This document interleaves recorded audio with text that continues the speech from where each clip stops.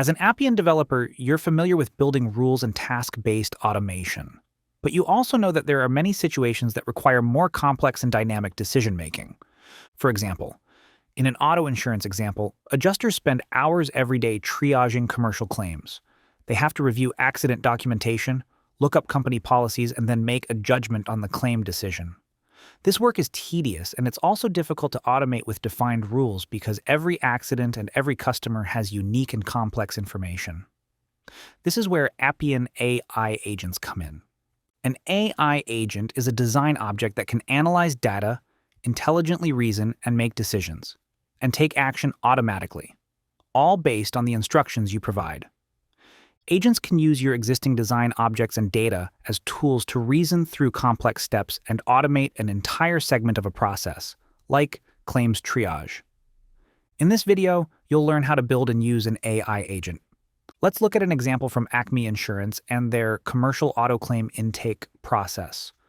Right now, a user uploads a claim form, and the process stalls because it has to wait for a caseworker to manually review all the details, dig into the company's policy documents, and determine which internal team to assign the claim to. Instead, Acme developers can use an agent to automate this process. An AI agent can use its available tools to analyze the claim, extract key information, update the claim details, and determine the assigned team. Before starting, let's take a quick preview of the final AI agent I'll build. There are a few key areas. Inputs and outputs identify the data being passed into the agent and define what it produces. Instructions, written in plain language, tell the AI agent what to do and how to do it. Tools are the resources in Appian that the AI agent has to do its job. Tools are either knowledge tools, which provide more context that the AI agent can use, such as record types or documents, or action tools, which enable the AI agent to perform tasks such as starting a process or updating a record. There are also tabs to test and monitor the AI agent, but we'll look at these later.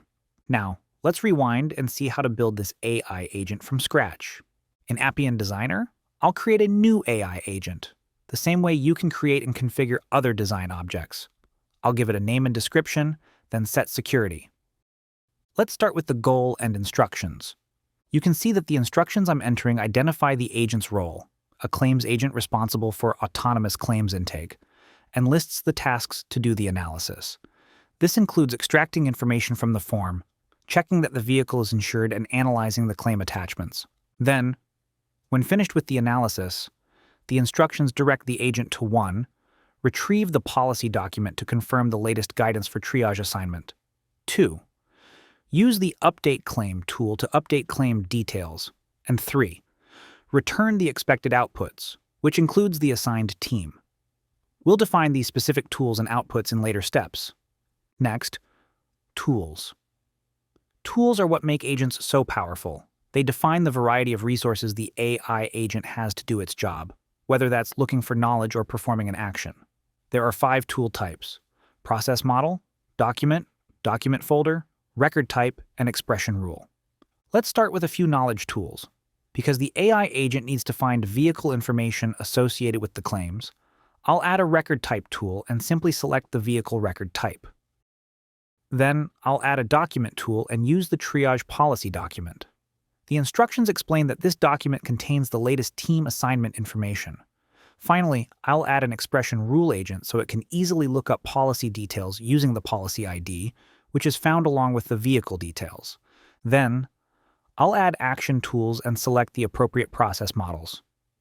Notice the level of detail in the object descriptions. It's important to write clear, well-formed descriptions for the tools to simplify decision-making for an agent. These actions will allow the agent to assess the claim against the policy declaration, analyze claim attachments, and update the claim details. The next step is to add inputs for the AI agent. On the left, I'll click Add and enter the name, description, and input type.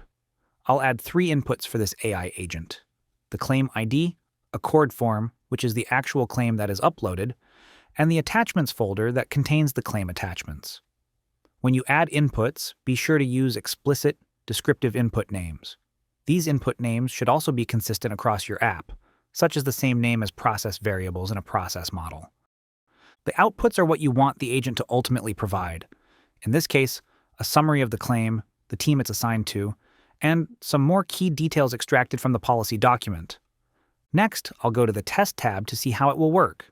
I will provide information for a test claim, then click Test. The agent executes the different tools to look up information, analyze documents, and update data, and you can expand the steps to see how the agent reasons through it. Finally, it provides the structured output as defined, including a summary and the assigned team. My next step is to add this AI agent to the claim intake process model. The process starts when the claim is written to the database and documents saved. The AI agent will go before the gateway that determines whether manual triage is required. To add the AI agent, drag and drop the Execute AI Agent Smart Service into the process model. To configure the Smart Service, I'll select the AI agent I just created and then map the AI agent's inputs and outputs to the process variables. Next, I'll go to the claim site and test the process. I'll add a new claim, and then the AI agent will start its work. After the AI agent finishes, the updated data will be in the site, and the process emailed the initiator with a status update about the claim, including some of the extracted data. As your AI agents run, you need a way to ensure it's working correctly and efficiently. So, let's go back to the AI agent and take a look at the Monitor tab. Here, you can see a list of all runs of the agent, and you can click into the detailed step-by-step reasoning for each execution. Keep in mind that as you iterate on your agent, you can always go back to previous versions, like other Appian design objects. So, in under 10 minutes, you've seen you can use AI agents to automate dynamic, open-ended business tasks. This complex manual claims triage process was automated with an intelligent, goal-driven AI worker.